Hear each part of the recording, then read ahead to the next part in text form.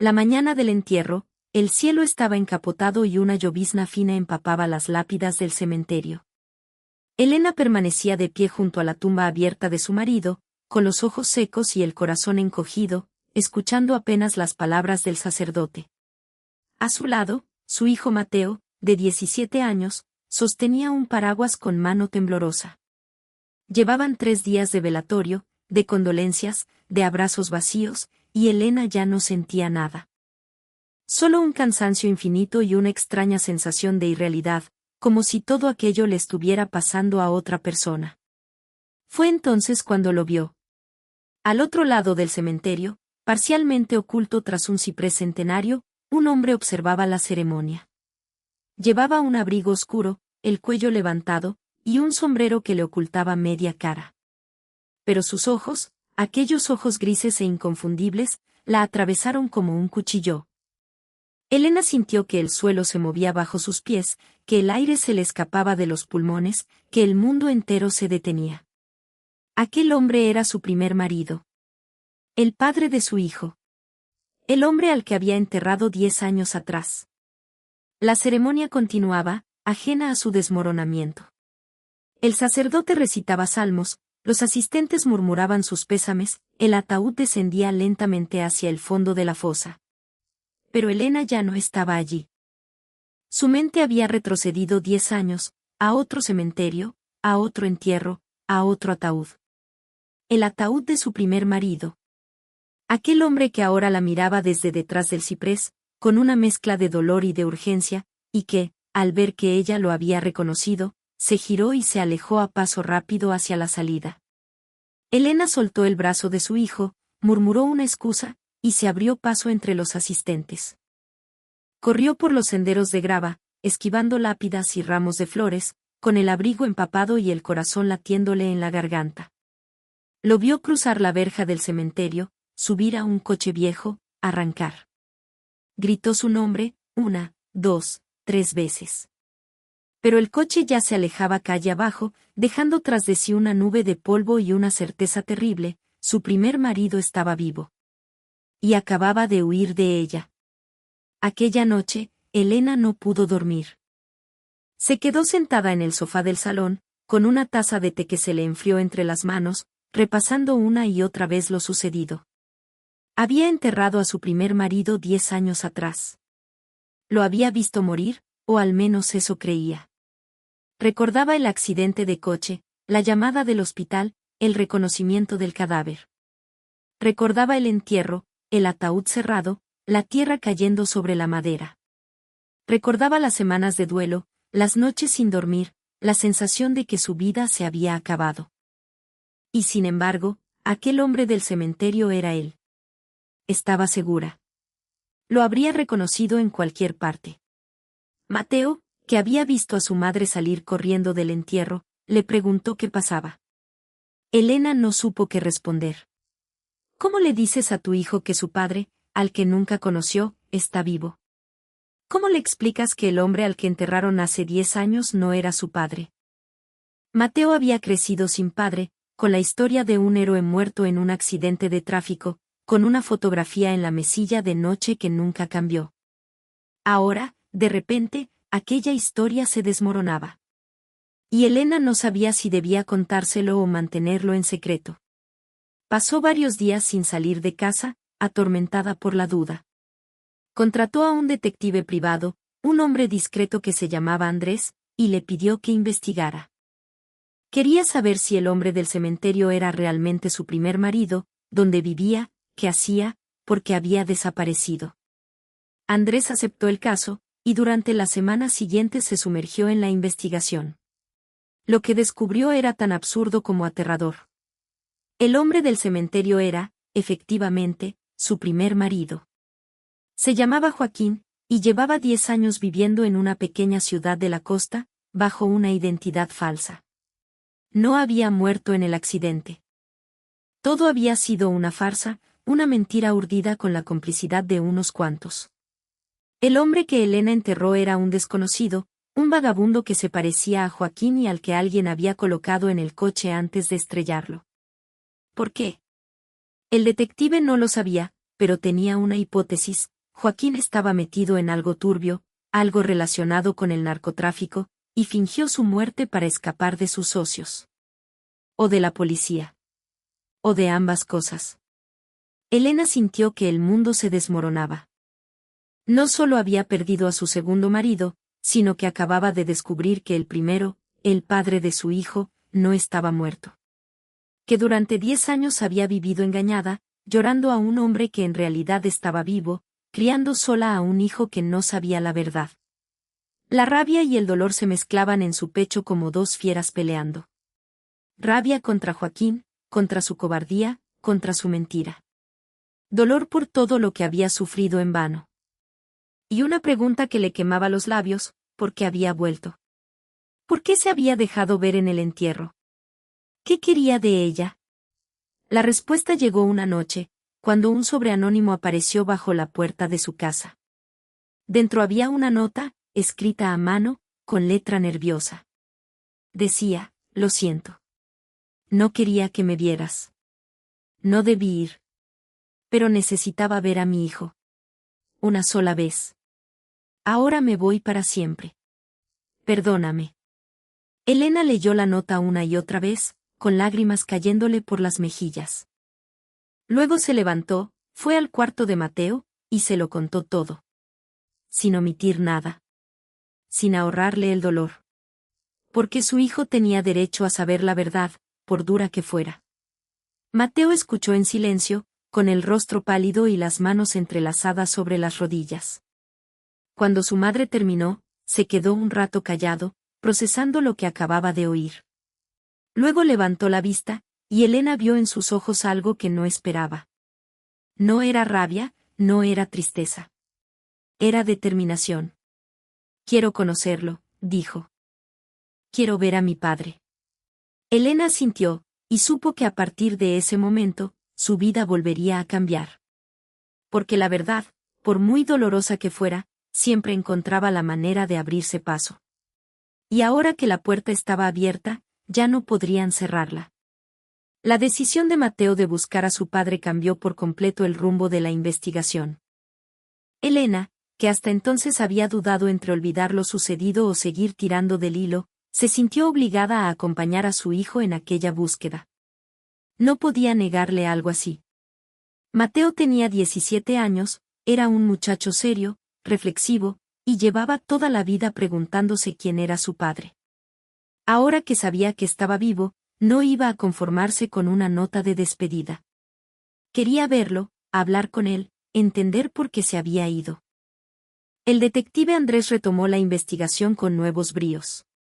Ya no se trataba solo de localizar a Joaquín, sino de hacerlo de manera discreta, sin asustarlo, sin darle motivos para desaparecer otra vez. Pasaron semanas rastreando la pequeña ciudad de la costa donde supuestamente vivía. Preguntaron en bares, en mercados, en gasolineras.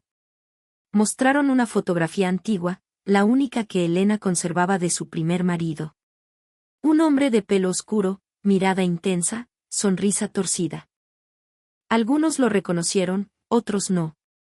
Hasta que un día, un pescador les dijo que aquel hombre se hacía llamar ahora Ramón, y que trabajaba en un astillero cercano. Elena y Mateo viajaron a la costa un viernes por la mañana.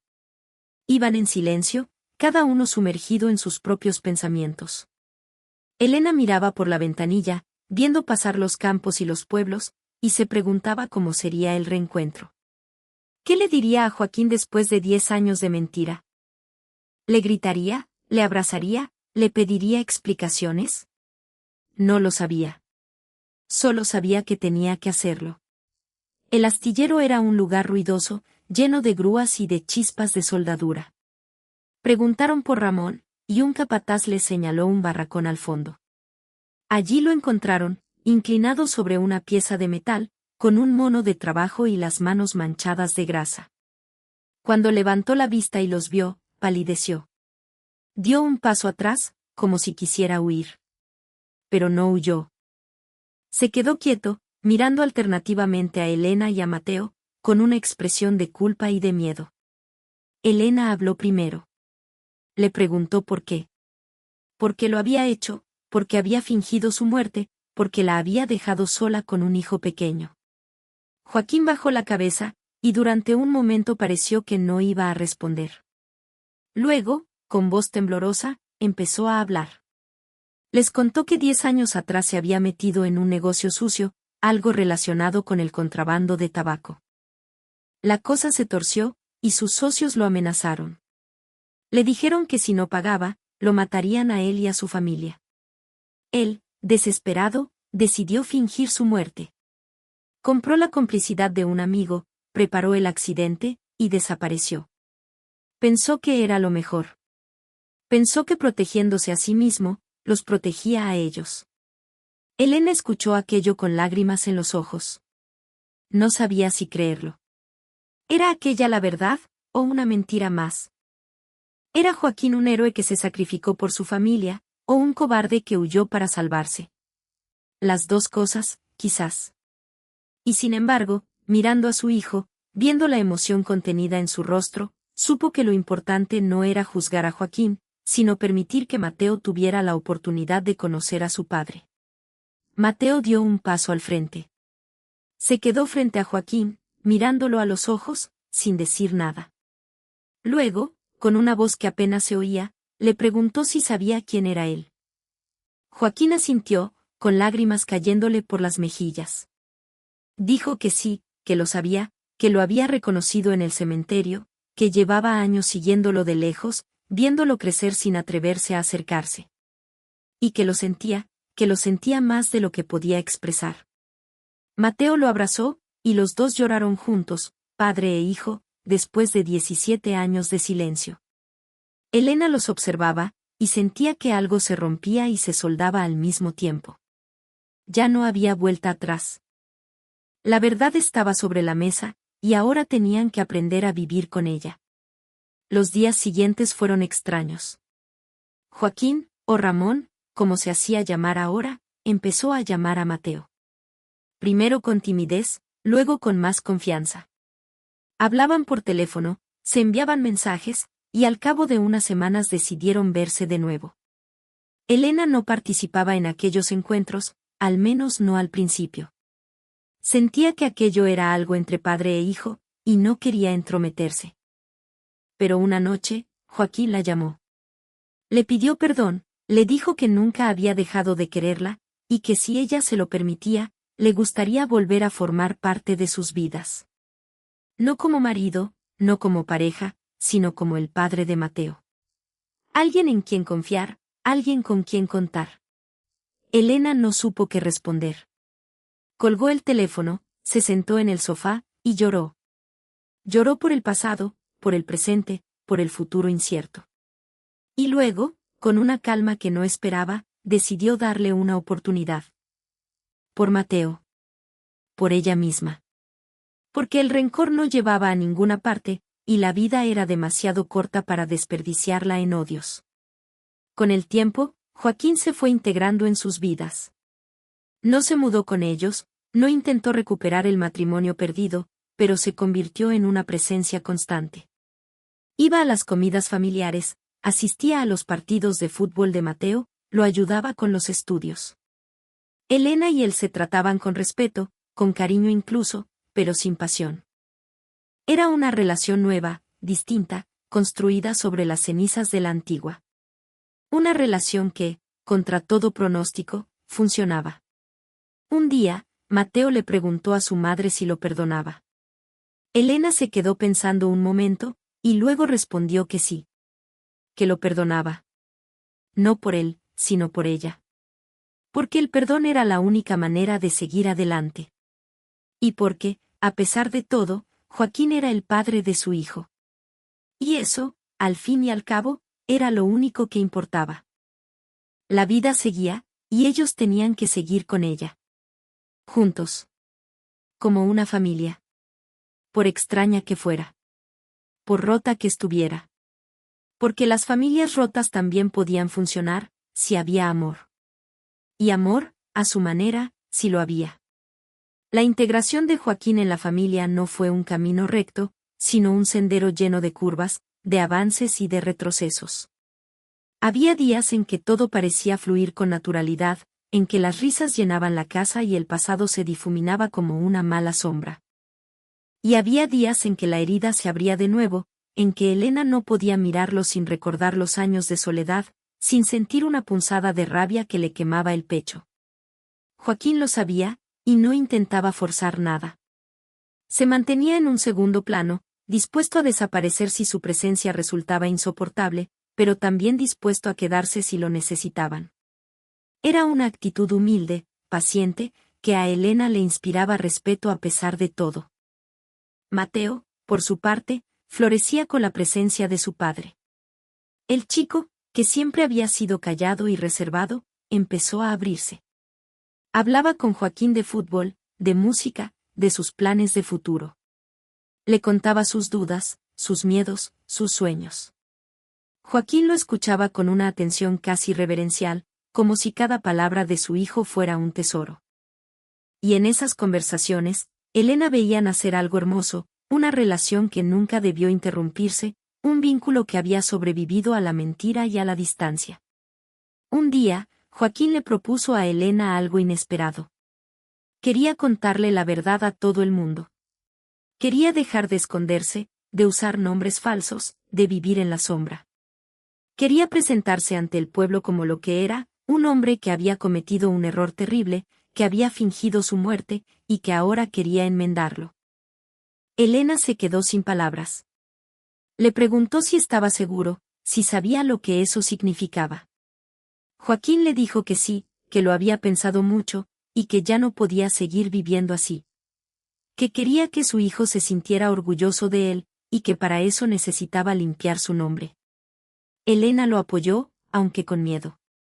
Sabía que la confesión iba a desatar un escándalo, que los vecinos hablarían, que los periodistas se abalanzarían. Y así fue. Joaquín acudió a un programa de televisión local, y contó su historia. Habló del accidente fingido, de los años de huida, del reencuentro con su familia. La noticia corrió como la pólvora, y durante semanas el nombre de Joaquín estuvo en boca de todos. Unos lo criticaban, otros lo compadecían. Pero él, con una serenidad que sorprendía, soportaba las críticas sin defenderse. Decía que las merecía, que había hecho daño a mucha gente, y que ahora solo quería reparar lo que había roto. El escándalo fue remitiendo con el tiempo, como remiten todas las tormentas. Joaquín encontró trabajo en el pueblo, esta vez con su verdadero nombre, y poco a poco fue ganándose de nuevo la confianza de los vecinos. No era fácil, porque la desconfianza era profunda, pero él no se rendía. Iba a trabajar cada mañana, saludaba a todo el mundo, ayudaba a quien podía. Y con el tiempo, la gente empezó a verlo de otra manera. Ya no como el hombre que fingió su muerte, sino como el padre que regresó para estar con su hijo. Como el hombre que, después de perderse, encontró el camino de vuelta. Elena, mientras tanto, empezó a rehacer su propia vida. No con Joaquín, porque ya no eran pareja, pero sí con una nueva ilusión. Se apuntó a un taller de pintura, una pasión que había abandonado hacía años, y descubrió que todavía se le daba bien. Pintaba paisajes, retratos, bodegones. Pintaba el mar, los campos, los olivos. Y en cada cuadro, sin proponérselo, plasmaba la historia de su vida, el dolor, la esperanza, el rencor, el perdón. Sus amigos le decían que debería exponer, y ella se reía. No pintaba para vender, pintaba para vivir. Una tarde, mientras pintaba en el jardín, Joaquín se acercó a verla. Se quedó un rato en silencio, contemplando el cuadro, y luego le dijo que era hermoso. Que reflejaba la luz de una manera que solo ella sabía captar. Elena le dio las gracias, sin mirarlo, y siguió pintando. Joaquín se sentó a su lado, y se quedaron los dos en silencio, viendo caer la tarde. No hacían falta palabras. Ya se lo habían dicho todo. Y lo que no se habían dicho, ya no importaba. Lo que importaba era aquel momento, aquella calma, aquella paz. La paz de saber que, a pesar de todo, seguían siendo una familia. Una familia rota, sí, pero una familia al fin y al cabo. Y eso, pensó Elena, era lo único que importaba. los años fueron pasando, y la herida fue cerrando. Mateo creció, se fue a la universidad, encontró trabajo, se casó. Joaquín envejeció, con la conciencia tranquila, rodeado del cariño de los suyos. Elena siguió pintando, y sus cuadros llenaron las paredes de la casa. Un día, sin previo aviso, Joaquín cayó enfermo. Era un cáncer de pulmón, diagnosticado tarde, que se lo llevó en pocos meses. Elena y Mateo lo acompañaron hasta el final, sin reproches, sin lágrimas amargas. Solo con la serenidad de quien ha aprendido a perdonar. El funeral de Joaquín fue muy distinto al de su falso entierro, 10 años atrás. No hubo llantos desconsolados, no hubo gritos de dolor. Hubo tristeza, sí, pero también gratitud. Gratitud por los años que habían compartido, por el tiempo robado que habían recuperado, por el amor que, a pesar de todo, había prevalecido. Mateo leyó un discurso breve, en el que recordó a su padre con cariño. Dijo que Joaquín no era un héroe, que había cometido errores, pero que siempre intentó enmendarlos. Y que él, Mateo, estaba orgulloso de ser su hijo. Elena se quedó junto a la tumba, sola, cuando todos se fueron. Miró la lápida, con el nombre de Joaquín y las fechas, y sintió que algo se cerraba dentro de ella. No era dolor, no era tristeza. Era paz. La paz de haber cumplido, de haber perdonado, de haber amado. La paz de saber que, a pesar de todo, la vida merecía la pena. Y mientras el viento mecía los cipreses, Elena sonrió. Porque su historia, la historia de una viuda que vio a su primer marido en el entierro del segundo, era una historia de segundas oportunidades. Y ella, Elena, había sabido aprovecharlas. La muerte de Joaquín dejó en Elena una sensación agridulce, como un libro que se termina sin saber muy bien si el final es triste o feliz. Había perdido a 2 maridos, pero de maneras muy distintas. El primero la abandonó con una mentira, el segundo se fue dejando un vacío real. Sin embargo, en los meses que siguieron al funeral, Elena descubrió que el duelo por Joaquín era más llevadero que el duelo por su segundo esposo. Porque esta vez no había secretos, no había cuentas pendientes.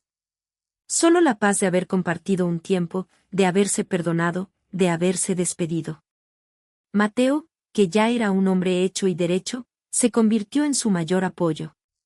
Venía a visitarla todos los fines de semana, con su mujer y su hija pequeña.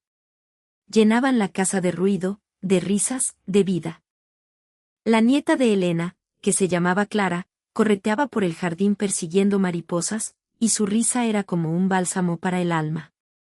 Elena se sentaba en el porche, con una taza de café, y las observaba. Sentía que la vida le había dado más de lo que merecía. Un hijo maravilloso, una nieta preciosa, una casa llena de recuerdos. Y aunque la ausencia de Joaquín dolía, ya no era un dolor insoportable. Era un dolor sordo, apacible, que la acompañaba sin atormentarla. Fue por aquella época cuando Elena decidió escribir. No un diario, no unas memorias, sino una carta. Una carta larga, dirigida a Clara, su nieta, para que la leyera cuando fuera mayor.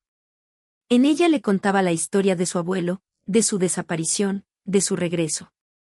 Le hablaba de los errores, de las mentiras, de los perdones. Le decía que la vida no era fácil, que a veces las personas tomaban decisiones equivocadas, pero que el amor siempre encontraba la manera de abrirse paso.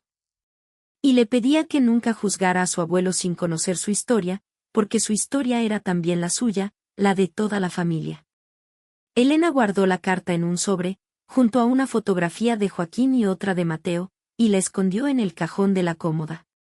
No sabía si algún día se la daría a su nieta, pero sentía que debía dejarla escrita.